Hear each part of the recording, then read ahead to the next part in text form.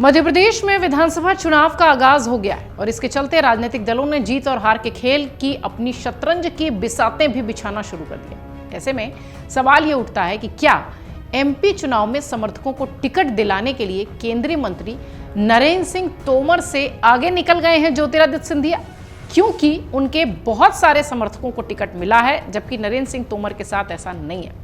क्या प्रदेश में बीजेपी की नैया पार लगा पाएंगे ज्योतिरादित्य सिंधिया के समर्थक? ये भी बड़ा सवाल है। क्या सिंधिया समर्थकों को चुनावी मैदान में उतारने से ग्वालियर चंबल की बेल्ट में बीजेपी को फायदा मिलेगा?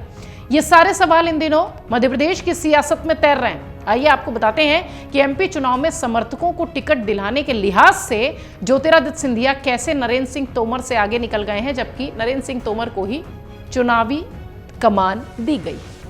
दरअसल मध्य प्रदेश में राजस्थान और छत्तीसगढ़ सहित 2 अन्य राज्यों के विधानसभा चुनाव की तारीखों का ऐलान के बाद से ही पारा चढ़ा हुआ है। बीजेपी में एमपी, राजस्थान और छत्तीसगढ़ के उम्मीदवारों की सूची भी बीजेपी ने जारी कर दी है। पार्टी की अगली सूची कुछ ही दिनों में आने वाली है। मध्य प्रदेश चुनाव में बीजेपी और कांग्रेस को जहां एक एक सीट पर ताकत लगानी होगी, वहीं ग्वालियर चंबल की जो बेल्ट है वहां बीजेपी के 2 दिग्गजों की साख दांव पर है, ये कह सकते हैं। इस विधानसभा चुनाव में ग्वालियर चंबल की सीटें बीजेपी के लिए सबसे अहम मानी जा रही है, लेकिन इस चुनाव से पहले संगठन के सामने सबसे बड़ी समस्या और चुनौती कह लीजिए एक तरीके से केंद्रीय मंत्री ज्योतिरादित्य सिंधिया के बीच सामंजस्य बैठाकर यहां की सीटों की उम्मीदवारी घोषित कराने की है। बीजेपी प्रदेश में 60% से ज्यादा टिकट घोषित कर चुकी है। अंचल में समर्थकों को टिकट दिलाने के लिए मामले में सिंधिया नरेंद्र सिंह तोमर से बढ़त बनाए हुए हैं। अब तक की जानकारी यह है कि सूचियों में सिंधिया तोमर के मुकाबले आगे निकलते दिखाई पड़ रहे हैं। जो भी लिस्ट अभी तक आई है 60% लिस्ट आ चुकी है। दरअसल केंद्रीय मंत्री सिंधिया के साथ कांग्रेस छोड़कर बीजेपी में शामिल हुए विधायकों को लेकर ग्वालियर चंबल अंचल की जो राजनीति है उसमें यह सवाल बहुत तेजी से तैर रहा है कि क्या सिंधिया कांग्रेस की तरह बीजेपी में अपने समर्थकों को आश्रय दिला पाएंगे। उपचुनाव में सिंधिया समर्थक सभी विधायकों को अपना बीजेपी ने टिकट दिया था, लेकिन असमंजस 2023 के विधानसभा चुनाव को लेकर था। हालांकि अभी तक सिंधिया समर्थक विधायक इस अंचल में टिकट पाने में कामयाब रहे हैं। बढ़त जो है वो सिंधिया समर्थकों ने ही बनाई है। सिंधिया और तोमर दोनों के ही गढ़ को ग्वालियर माना जाता है। यह ग्वालियर अंचल की जो बेल्ट है इसे माना जाता है और इस जिले में 6 विधानसभा सीटें आती हैं, जिन पर की 3 पर सिंधिया की नजदीकी जो हैं उनको टिकट मिला है, जबकि नरेंद्र सिंह के खाते में 1 टिकट गया है। प्रदेश सरकार में मंत्री भारत सिंह कुशवाहा के खाते में यह टिकट आया है।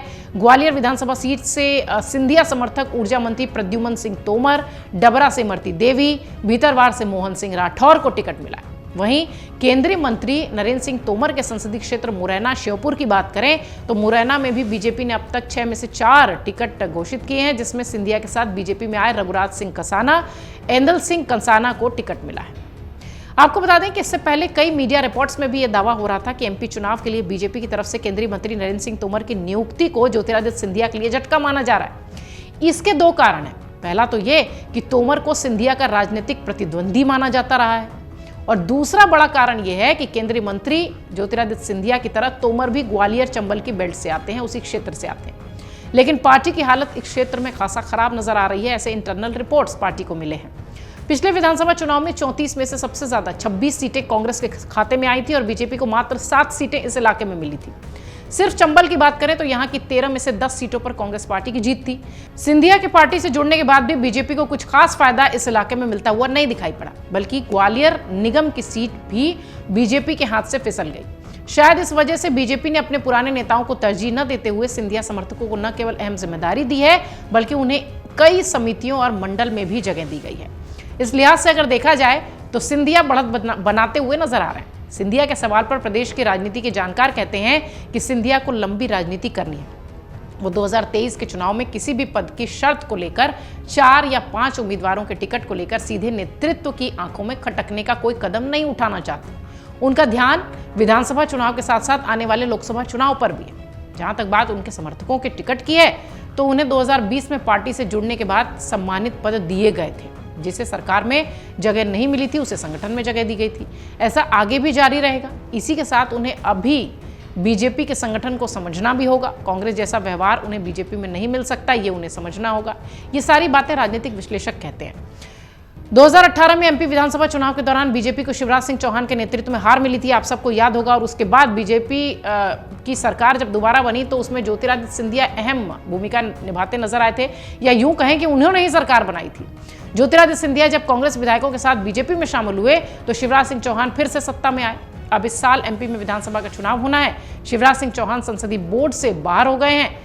इसके बाद अटकलों का दौर तेजी से शुरू है। इसके साथ ही ये भी कयास लगाए जा रहे हैं कि 2023 में सीएम पद का चेहरा कौन होगा। सिंधिया के समर्थकों की चाहत भी यही है कि पार्टी को महाराज ही आगे बढ़ाएं प्रदेश में। हालांकि ये फैसला पार्टी नेतृत्व का है, लेकिन इन सब के बीच जो रिपोर्ट्स है वो ये कहती हैं कि 60% सीटों पर बीजेपी ने अपने उम्मीदवारों का ऐलान कर दिया है और इसमें नरेंद्र सिंह तोमर से आगे दिखाई पड़ रहे हैं अपने समर्थकों को टिकट दिलवाने में ज्योतिरादित्य सिंधिया। अमर उजाला अब आपके टीवी पर भी। अपने स्मार्ट टीवी पर YouTube पर सर्च करें अमर उजाला, चैनल सब्सक्राइब करें और देखें ताजा खबरें, वो भी HD क्वालिटी में। और हाँ, बेल आइकन दबाना ना भूलें ताकि हर खबर हो आपके घर। अमर उजाला, निष्पक्ष, निर्भीक, निरंतर।